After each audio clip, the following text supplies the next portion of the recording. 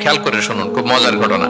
আচ্ছা, আপনারা কি কেউ জানেন খ্রিস্টানরা ঈসা আলাইহিস সালামের ব্যাপারে কি বলে? নাউযুবিল্লাহি মিন যালিক। ওনারা ঈসা আলাইহিস সালামকে বলে আল্লাহর ছেলে। তাও দেখেন, ওনার সম্মান বাড়াইতে বাড়াইতে কোথায় নিছে? খোদার চেয়ারে নিয়ে বসেছে, তাই না? তাহলে বাড়াবাড়ি করলো, কি করলো? আপনারা কি জানেন ইহুদিরা ঈসা আলাইহিস সালামের ব্যাপারে কি বলে? তারা ঈসা আলাইহিস সালামকে ওয়ালাদু জিনা বলে, বাস্টার্ড বলে, নাউযুবিল্লাহ।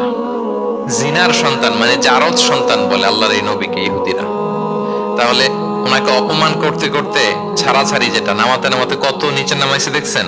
তাহলে এক ধর্ম ওনারে উঠাতে উঠাতে আল্লাহর চেয়ারে, আর এক ধর্ম ওনারে নামাতে নামাতে জমিনের নিচে। আমরা কি বলি ঈসা আলাইহিস সালামের ব্যাপারে? দেখেন, আমরা বলি ঈসা আলাইহিস সালাম হচ্ছে আব্দুল্লাহি ওয়া রাসূলুহু, তিনি আল্লাহর বান্দা এবং আল্লাহর রাসূল। আল্লাহর বান্দা বলার মধ্য দিয়ে আমরা খ্রিস্টানকে রিফিউট করি, খ্রিস্টান কমিউনিটিকে, তোমরা যে আল্লাহর চেয়ারে নিয়ে বসাইছো এটা ভুল, ওইখানে না, আরো নিচে নামাইতে হবে, উনি আল্লাহর বান্দা। আর রাসূলুহু, সম্মানিত রাসূল বলে আমরা ইহুদিদেরকে রিফিউট করি, তাদের জবাব দেই যে না, তোমরা একজন নবীকে যে অপমান করে বলেছো উনি বাস্টার্ড না, উনি রাসূলুহু, আল্লাহর প্রেরিত রাসূল, এই বলে ওনার সম্মানকে আমরা উপরে উঠাই।